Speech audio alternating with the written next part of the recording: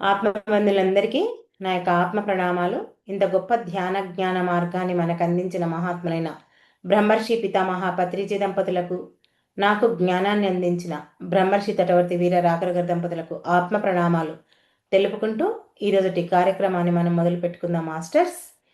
ఈరోజు మనం ఒక ఉపమానం గురించి తెలుసుకుందాం. ఏంటి అంటే, బంగారానికి తుప్పు పట్టదు, ఇనుముకు చెదపురుగులు తినలేవు. ఓకే, ఇనుమును చెదపురుగులు తినలేవు. అలాగే ధ్యానం చేసేవారికి దుఃఖం దరిచేరదు. బంగారానికి తుప్పు పట్టదు, ఇనుమును చెదపురుగులు తినలేవు. అలాగే ధ్యానం చేసేవారికి దుఃఖము దరి చేరదు. చూడండి, మనం మొట్టమొదటగా ఇప్పుడు బంగారం గురించి తెలుసుకుందాం. ఇక్కడ బంగారం ఈ ప్రకృతిలోనే అత్యంత శుద్ధమైంది, అత్యంత శుద్ధమైన లోహం. అది వర్షంలో తడిసిన లేదా ఒక గోతి తవ్వి పెట్టిన, ఎన్ని కాలాలు గడిచినా దాని యొక్క స్వభావం మారదు. దేంది? బంగారంది. ఈ తుప్పు అనేది బలహీనతకు సంకేతం. చూడండి, ఇనుము బలంగా కనిపిస్తుంది, అది ఎంతో స్ట్రాంగ్గా ఉంటుంది. మరి ఇక్కడ లోపల మలినాలు ఉంటాయి దానికి, ఇనుముకు. కాబట్టి అదేం చేస్తుంది? నీళ్లు పడ్డ వెంటనే తుప్పు పడుతుంది. ఇంత ఏమంటారు, మట్టి కానీ దుమ్ము కానీ ఏది ఉన్నా అది తుప్పు పట్టేస్తుంది. ఏది? ఇనుము. కానీ బంగారంలో మలినాలు లేవు, అందుకే అది చెడిపోదు. ఎన్ని రోజులైనా నీకు అట్లాగే ఉంటుంది. అదేవిధంగా మానవుడి మనసు కూడా మలినాలతో నిండిన ఆ మనసు చిన్న సమస్యకే కూలిపోతుంది. ఏదైనా చిన్న సమస్య వచ్చింది అనుకోండి, వెంబడే మనసు ఎంతో బలహీనం అవుతుంది, ఏ చిన్న సమస్య వచ్చినా. కానీ అదే మానవుడు కనుక ధ్యానం చేస్తే, ఆ ధ్యానం ద్వారా ఆ మనసు శుద్ధి అయిందనుకోండి, అప్పుడు ఏమవుతుంది? ఆ బంగారం ఎన్ని రోజులైనా వర్షంకి నానినా, గోతిలో తవ్వి పట్టినా, ఎన్ని సంవత్సరాలైనా అది ఖరాబు కాకుండా ఎలా స్వచ్ఛంగా ఉంటుందో, అదేవిధంగా మానవుడి మనసు శుద్ధంగా ఉంటే ఎప్పుడు ఎలాంటి సమస్యలు వచ్చినా చక్కగా స్థిరంగా ఉంటుంది.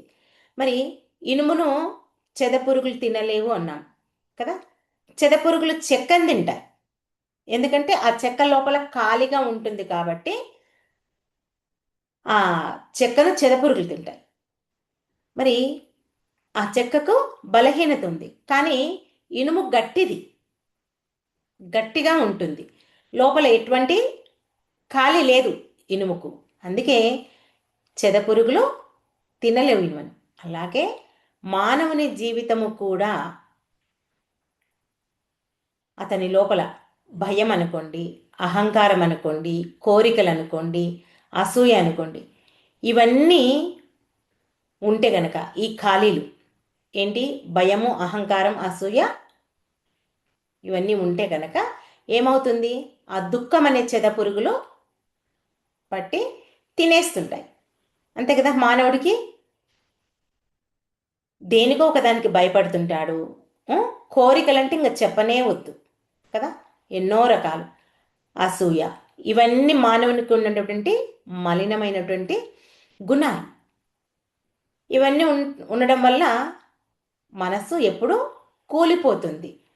మరి ఎప్పుడైతే అంతర్ముఖమైనటువంటి మనస్సు ఉంటుందో, అప్పుడు ఇంకా ఏవి వచ్చినా అతడు బలహీనపడడు, చక్కగా స్ట్రాంగ్గా ఉంటాం. ఇంక ఎన్ని సమస్యలు వచ్చినా, ఏ వచ్చినా ఇంకా మానవుడికి దుఃఖం అనేది ఉండదు. ఇప్పుడు మనం ఇక్కడ ఒక ముఖ్యమైన విషయం గుర్తుపెట్టుకోవాలి. ఏంటి అంటే, ధ్యానం చేసేవారికి దుఃఖం దరిచేరదు. అంటే దుఃఖం దరిచేరదంటే దీని అర్థం ఏంటంటే, ధ్యానం చేసేవారికి జీవితంలో సమస్యలు రావు అని కాదు, వస్తాయి. సమస్యలు కోకొల్లలు, రాదు అనే సమస్య కాదు. కానీ ధ్యానం చేసి ఆ మనసును శుద్ధి చేసుకున్న మానవుడి యొక్క దృష్టి మారుతుంది. ఇంతకుముందు ఏదైనా ఒక సమస్య వస్తే ఆ చిన్నదాన్ని పెద్దదిగా చూసేవాడు. ఇప్పుడు ఏమనుకుంటాడు? ఎంత పెద్ద సమస్య వచ్చినా తనకి చిన్నదిగా అనిపిస్తుంది.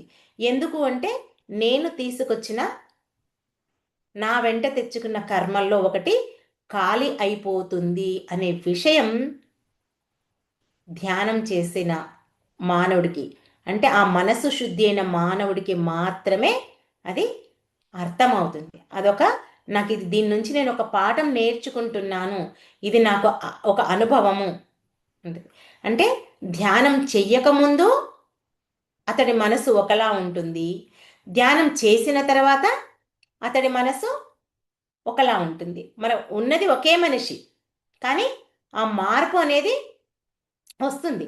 అంటే ఇక్కడ ధ్యానం అంటే కళ్ళు మూసుకొని కూర్చోవడమే కాదు, అది మన మనస్సును మన ఆధీనంలో తెచ్చుకోవడమే. సాధారణంగా మనల్ని ఎవరు నడిపిస్తారు అంటే, మన మనస్సే మనల్ని నడిపిస్తుంది. మనం చెప్పినట్లు మనసు నడవదు, మనసు చెప్పినట్లే మనం నడుస్తాం. అందుకే ఎప్పుడు కోపం రావాలో, ఎప్పుడు బాధపడాలో ఆ మనసే నిర్ణయిస్తుంది. ఆ మనసు ఎప్పుడు కోపం తెచ్చుకోమంటే అప్పుడు మనం కోపం తెచ్చుకుంటాం, ఎప్పుడు బాధపడమంటే అప్పుడు బాధపడతాం కదా. అందుకే ఇక్కడ మనం మనసుకు బానిసలం. ఇక్కడ ఎప్పుడైతే మనం ధ్యానం చేస్తామో, ఆ ధ్యానం చేసినప్పుడు మాత్రమే మనం మన మనస్సుకు యజమానులం అవుతాం. మరి యజమాని ఉన్న చోట బానిసత్వం ఉంటుందా? అసలు ఉండదు. అదేవిధంగా ఈ మనస్సు మన ఆధీనంలోనికి వచ్చినప్పుడు ఈ దుఃఖం ఇంకా మనపైన అధికారాన్ని కోల్పోతుంది. అంతే కదా. ఎప్పుడైతే నువ్వు అసలైన సత్యాన్ని గ్రహించావో, ఇంకా నీకు దుఃఖం ఎక్కడికి వెళ్ళి వస్తుంది? రాదు. అంటే రెండింటిని నువ్వు అవగాహన చేసుకుంటున్నావు కదా. నేను తెచ్చుకున్న కర్మలో నుంచే నాకు ఇది ఏర్పడింది అని ఎప్పుడైతే నీకు అర్థమయ్యిందో, ఇంకా నీకు అక్కడ దుఃఖం అనేది ఉండదు. ఎంత పెద్ద సమస్య వచ్చినా సరే నువ్వు అక్కడ దుఃఖపడవు, ఆ స్థిరత్వం నీకు వస్తుంది. చూడండి, ధ్యానం వల్ల ఎన్ని లాభాలు మనకు, అవునా? మరి ధ్యానం చేసే మానవుని లోపల ఒక నిశ్శబ్దం ఏర్పడుతుంది. మరి ఆ నిశ్శబ్దం చాలా చాలా శక్తివంతమైందంట. చూడండి, బయట ఎన్ని తుఫాన్లు వచ్చినా మానవుని లోపల ఆ ప్రశాంతత ఉంటుంది. ఇప్పుడు మనం ఒక సముద్రం దగ్గరికి వెళ్ళామనుకోండి, సముద్రం దగ్గర వెళ్తే ఏమవుతుంది? ఆ సముద్రంలో ఎన్నో అలలు వస్తుంటాయి. ఆ శబ్దం ఎంతో భయంకరంగా ఉంటుంది. అబ్బో, సముద్రం దగ్గరికి పోవద్దని కూడా మనం చెప్తుంటాం కదా ఆ అలల. కానీ అదే లోతుగా వెళ్తే అక్కడ ఎంతో నిశ్శబ్దంగా ఉంటుంది. అట్లాగే అంటే మనం సముద్రం లోపలికి పోవడం కాదు, ఆ సముద్రంలో అలలు ఎట్లా ఉంటుందో మన మనసు కూడా అలా ఉంటుంది. కానీ ఈ ధ్యానం చేసే మానవునికి కూడా అలాగే ఉంటుంది. ఈ జీవితంలో ఎన్నో రకాలుగా మనకు బాధలు, కష్టాలు, సమస్యలు, ఏదో ఒక రకమైనటువంటి అలలు రావడం సహజం. కానీ అది ధ్యానం చేయకుండా మనం వాటికి బెంబేలెత్తిపోతాం. ఎప్పుడైతే మనం ధ్యానం చేస్తామో, ఆ మనసు శుద్ధి అవుతుందో, అప్పుడే మన లోపల ఎన్ని సమస్యలు వచ్చినా, కష్టాలు వచ్చినా, బాధలు వచ్చినా ఆ అలలకు మనం ఏమీ భయపడం, మన లోపల ఆ శాంతి అనేది మనం కోల్పోం. ఇది మనం ఇక్కడ గుర్తుంచుకోవాల్సింది. ఇక్కడ ఒక ముఖ్యమైనటువంటి విషయాన్ని మనం అర్థం చేసుకోవాలి. ఏంటంటే దుఃఖం మనకు బయట నుంచి రాదు, బయటి వ్యక్తుల నుంచి కానీ రాదు మనకు. ఆ దుఃఖం మన లోపల నుంచే, మన యొక్క ఏమంటారు, మనం చూసే వాటి వల్ల, మన యొక్క స్పందన స్పందన అంటాం చూడు, ఆ స్పందన వల్లనే మనలో దుఃఖం వస్తుంది. చూడండి, ఏదైనా ఒక విషయం జరిగినప్పుడు ఇద్దరు వ్యక్తులు ఉన్నారనుకోండి, ఒక వ్యక్తి దాన్ని చూసి దుఃఖపెడతాడు, ఇంకో వ్యక్తి సంతోషపెడతాడు. ఇద్దరికి ఒకటే విషయం, కానీ ఒకరికి బాధగా ఉంటుంది, ఒకరికి సంతోషంగా ఉంటుంది. మరి పరిస్థితి ఒకటైనా స్పందించే విధానం మారుతుంది. ఎందుకంటే ఆ పరిస్థితిని మనం మార్చలేమని ఎప్పుడైతే తెలుసుకున్న వ్యక్తి ఏమీ స్పందించకుండా ఒకే రకంగా ఉంటాడు. ఇంకా ఒకరొకరేమో ఇంకంతా అయిపోయింది, ఇది లేకుంటే నేను లేను అనే పరిస్థితి ఎప్పుడైతే అనుకుంటాడో, వాడి యొక్క మనసులో ఆ భావన ఎప్పుడైతే ఉంటుందో వాడు దానికి దుఃఖిస్తాడు. చూడండి, ఏది జరిగినా మనం అక్కడ మార్చలేనప్పుడు మనం కుమిలిపోవడం అనేది మనకు ఉండకూడదు. ఎందుకంటే ధ్యానం చేయని వాడికి మనసు ఒక రకంగా ఉంటుంది, ధ్యానం చేసిన వాడి మనసు ఒక రకంగా ఉంటుంది. చూడండి, సపోజ్ ఇప్పుడు ఇంట్లో దొంగలు పడ్డారు, పోయేదేదో వస్తువులు పోయినాయి అంటే దానికి ఒకడు నవ్వుతాడో ఒకడు ఏడుస్తాడని కాదు. వాడికి ఏ జన్మలో బాగున్నామో పోయినాయని ఒకడు అనుకుంటాడు, ఒకడేమో అయ్యో పోయిందని బాధపడతాడు కదా. అంటే ఒక్కొక్కరి ఆలోచన ఏ విధంగా ఉంటుందనేది మనం ఇక్కడ గమనించాలి. అంటే ధ్యానం చేసే వ్యక్తికి ఆ మానసిక ధైర్యం అనేది వస్తుంది. ధ్యానం వల్ల ఈ మనస్సు మనకు ఒకటి ఆ అంతర్గత దృష్టి అనేది మనకు వస్తుంది. అప్పుడు మనం తెలుసుకుంటాం. చూడండి, ఒక వస్తువు పోయినా వచ్చినా, ఒక రోగం వచ్చినా పోయినా, ఒక సమస్య వచ్చినా పోయినా, ఒక కష్టం వచ్చినా పోయినా, ఏది శాశ్వతం కాదు. వచ్చింది ఓకే, పోయింది ఓకే. ఇప్పుడు మనకి ఏదైనా అనారోగ్యం కలిగింది, దానికి దుఃఖిస్తే లాభం లేదు. ఎందుకంటే ఆ వచ్చింది నీవు ఎన్ని రోజులు అనుభవించాలో అనుభవించాల్సిందే.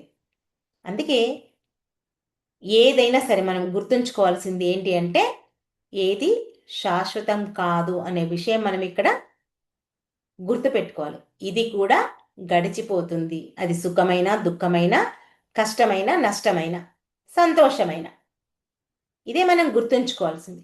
ఎప్పుడైతే ఈ సత్యాన్ని మనం అవగాహన తెచ్చుకుంటామో అప్పుడు మనకింకా ఆ రోజు నుంచి మనకింకా దుఃఖం ఉండదు.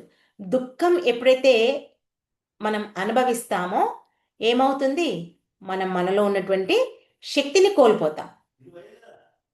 ముఖ్యంగా మన యొక్క మనస్సును బట్టే మనం ప్రవర్తన, ఆలోచన ఉంటుంది. కాబట్టి ఇవన్నీ ఏది శాశ్వతం కాదు.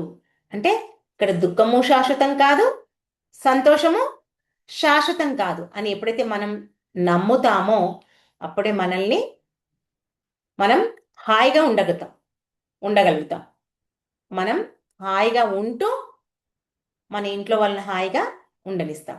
ఇక్కడే మనకి ఇంకా శాస్త్రాలు ఏం చెప్తున్నాయి అనే విషయం గమనిస్తే, మన ఆనందానికి కారణం బయట వస్తువులు కాదు, మన యొక్క స్వరూపమే ఆనందం. కానీ దాన్ని మనం మర్చిపోతున్నాం, మన యొక్క ఆనంద స్వరూపాన్ని మనం మర్చిపోతున్నాం. ఇప్పుడు మనం ఈ జ్ఞానాన్ని, ఈ ఆధ్యాత్మిక జ్ఞానాన్ని ఎప్పుడైతే మనం సంపాదించామో, తెలుసుకుంటున్నామో, జ్ఞానం మనకు ఆ స్వరూపాన్ని గుర్తు చేస్తుంది. ఏమని? మనం శరీరం కాదు, మనసు కాదు, ఆలోచనలు కాదు. వాటిని చూసే చైతన్యం మనదే. ఆ చైతన్యమే మనం. ఈ జ్ఞానం ఎప్పుడైతే మనకు వస్తుందో ఇక దుఃఖం మనం ఏమీ చెయ్యలేదు. మనల్ని అంటను కూడా అంటదు. ఇక్కడ చూసేవాడికి దుఃఖం అంటదు అనే విషయం గురించి మనం ఆలోచిస్తే చూడండి, మనం సినిమా చూస్తుంటాం. సినిమాలో ఏమంటారు, అగ్ని ప్రమాదం జరిగినప్పుడు స్క్రీన్లో మంటలు వస్తుంటాయి కదా. మంటలు వస్తుంటే ఆ స్క్రీన్ కాలిపోతుందా? కాలిపోదు. ఎందుకు అంటే స్క్రీన్ చూస్తుంది, మంటల్లో కలిసిపోలేదు. ఆ సినిమాలో ఆ మంటలు వస్తున్నాయి కానీ స్క్రీన్లో కాదు. అట్లాగే మన చైతన్యం స్క్రీన్ లాంటిది. మన చైతన్యం స్క్రీన్ లాంటిది. లోపల ఉన్న చైతన్యం చూస్తుంటుంది అంతే. మన జీవితంలోని ఆ సంఘటనలు ఏవైతే ఉన్నాయో ఆ సినిమాలో వస్తాయి కదా, బాధలు, సుఖాలు మనకు చూపిస్తుంటారు. కష్టము, నష్టము అన్నీ ఆ సినిమాలో ఉంటాయి. అవన్నీ సీన్లు మాత్రమే. ఆ సీన్లు ఎవరైతే చూస్తాడో ఆ స్క్రీన్ లాంటిదే చైతన్యం. ఇక్కడ మనం ఆ స్క్రీన్కి ఏదైనా అంటుతుందా, ఆ మంట అంటుకుంటుందా? అంటుకోదు. అలాగే మనలో ఉన్నటువంటి ఆ చైతన్యం అన్నీ చూస్తుంటుంది కానీ ఏది అంటుకోదు. అందుకే చూడండి, మహర్షులు ఎంతోమంది ఉంటారు. మరి వాళ్ళంతా అడవుల్లో ఎంతో ప్రశాంతంగా ఉన్నారు. మరి వాళ్ళకు మనలాగా ఇండ్లు ఉండవు, మనకున్నటువంటి సదుపాయాలు ఉండవు, సౌకర్యాలు ఉండవు, ఆహారము అంతంతనే ఉంటుంది. ఎందుకంటే వాళ్ళు ఆ ధ్యానం చేసి ఆ ధ్యాన శక్తితోనే వాళ్ళు చక్కగా జీవిస్తుంటారు. అంతే కదా. మనలాగా అన్నీ ఏమి ఉండవు వాళ్ళకు. చూడండి, మనకు చలికాలం వస్తే స్వెటర్లు, ఏమంటాం మంకీ క్యాప్లు, బ్లాంకెట్లు, ఎన్ని సౌకర్యంగా మనం చూసుకుంటాం. మరి వాళ్ళకి అవన్నీ ఏమీ లేవు. ఉండకున్నా వాళ్ళు కేవలం ఆ ధ్యాన శక్తితోనే వాళ్ళు చక్కగా ఆనందంగా జీవిస్తారు. ఎందుకంటే వాళ్ళు బంగారం ఎట్లా అయితే శుద్ధంగా ఉందో వాళ్ళ మనసు కూడా అలా శుద్ధంగా తయారై ఉంటుంది. ఇనుము ఎంత గట్టిగా ఉందో వాళ్ళ యొక్క శరీరాలు కూడా అంత గట్టిగా తయారైంటుంది. అందుకే వాళ్ళు ఎండకు ఎండినా, వర్షానికి నానినా, ఏం చేసిన వాళ్ళు ఏమీ కాదు వాళ్ళకు. ఆ బంగారం తుప్పు పట్టకుండా ఎలా ఉంటుందో, ఆ ఇనుము చెదపురుగులు తినకుండా ఎలా ఉంటుందో, అలాగే యోగులు, మహర్షులు కూడా అలాగే ఉంటారు. మరి ఇక్కడ బంగారం తుప్పు పట్టకపోవడం వల్ల అశుద్ధత్వం అనేది మనకు ఇక్కడ అర్థమవుతుంది. మరి ఇనుము ఆ చెదపురుగులు తినకపోవడం వల్ల దాని యొక్క గట్టితనమైందో మనకు బాగా అర్థమైంది. అట్లాగే మానవుడు కూడా ధ్యానం చేసి ఆ దుఃఖము లేని స్థితికి చేరుకోవడమే, ఆ శుద్ధత్వము, ఆ స్థిరత్వము, ఆ దుఃఖము లేకపోవడమే అతని యొక్క అవగాహన వల్ల అతనికి వస్తుంది. ఇవన్నీ ధ్యానం చేసి మనసు శుద్ధైన వాడికే ఇవన్నీ అర్థమవుతుంది. ధ్యానమే మానవుని యొక్క జీవితాన్ని మారుస్తుంది. కానీ ఇంకెవరు మార్చడానికి ఇక్కడ చాయిసే లేదు. మనం ఎంత చెప్పినా పైనుంచి చెప్పే వాళ్ళమే తప్ప ధ్యానం చేసిన వాళ్లకు మాత్రమే ఆ మనసు యొక్క గుణం అర్థమవుతుంది. ఆ మనసు ఏంటో తెలుస్తుంది. ఇవన్నీ అర్థమైననుకోండి, ఇంకా ఆ ధ్యానికి మా దుఃఖం అనేది ఇంకా దరి చేరదు. ఏది జరిగినా సమస్థితిలో స్వీకరించడానికి అతడు రెండింటిని సమస్థితిలో స్వీకరించడానికి రెడీగా ఉంటాడు. చూడండి, ఒక మంట ఉంది. మంటలో ఏమంటారు, చెక్కను వేశామనుకోండి, అదేమవుతుంది, కాలిపోతుంది కదా. అదే బంగారం వేస్తే ఏమవుతుంది, మెరుస్తుంది. దాని యొక్క మెరుపుదనం వస్తుంది. అంటే ఇక్కడ చెక్క మనిషి ఏంటి అంటే మన యొక్క సాధారణ మనస్సు. అదే బంగారం మనిషి అంటే ధ్యానం చేసిన మనసు. ధ్యానం చేస్తే మన మనసు బంగారంలా మెరిసిపోతుంది. అది ఇక్కడ మనం అర్థం చేసుకుంది. ఇక్కడ జీవితమే మంట, ధ్యానం లేకపోతే మనం కాలిపోతాం. ప్రతి దానికి మనకి ఇంకా ఆలోచన, దుఃఖము, రకరకాలుగా మన మనసు పరిపర విధాలుగా ఆలోచిస్తుంటుంది. అదే ధ్యానం ఉందనుకోండి, ఇంకేమీ లేదు. మనం ఏదైతే తెచ్చుకున్నామో అదే ఇక్కడ అనుభవిస్తున్నాం అనే ఆ ధైర్యం అనేది మనకి ఇక్కడ వస్తుంది. ఇదే బంగారానికి తుప్పు పట్టకపోవడం, ఇనుమును చెదపురుగులు తినకపోవడం. అదే ధ్యానం చేసేవారికి దుఃఖం దరిచేరకపోవడం. ఇవన్నీ ఈ వాక్యానికి మనం మన యొక్క జీవితాన్ని అన్వయించుకుంటే ఇవన్నీ అర్థం మనకు అవుతాయి. ఇక్కడ ఈ అనుభవాన్ని మనం బాగా గుర్తు చేసుకోవాలి. అందుకే బంగారానికి తుప్పు పట్టకపోవడం అంటే ఇక్కడ అది కాదు, గొప్పతనం కాదు, దాన్ని శుద్ధ ఫలితం. అట్లాగే మానవుడు ధ్యానం చేసినంత మాత్రాన గొప్పవాడు కాదు. ధ్యానం చేసి మనసు శుద్ధి చేసుకుంటేనే వాడు గొప్పవాడు. అందరం ధ్యానం చేస్తాం, చేయడం గొప్ప కాదు. ఎవరి మనసు అయితే శుద్ధంగా ఉంటుందో వాళ్ళే గొప్పవాళ్ళు. అన్నిటినీ సమానంగా స్వీకరించిన వాడే గొప్పవాడు. ఎందుకంటే ధ్యానం చేసేవాడికి అసూయ, అహంకారము, భయము ఇవన్నీ ఉన్నాయనుకోండి, అతడు ధ్యాని కాదు. ధ్యానం చేయడం గొప్ప కాదు, మన మనస్సును శుద్ధి చేసుకోవాలి. అంటే ఆ తుప్పు పట్టడం, చెదలు పట్టడం కాదు. బంగారం ఎప్పుడు శుద్ధంగా ఉంటుందో మన మనస్సు కూడా ప్రతిదానికి శుద్ధంగా ఉండేటట్లు చూసుకోవాలి. ఓకే మాస్టర్స్, ఈ అవకాశాన్ని నాకు ఇచ్చినందుకు మీ అందరికీ నా యొక్క కృతజ్ఞతలు. Thank you. ఓకే, అందరం కాసేపు ధ్యానంలో కూర్చుందాం.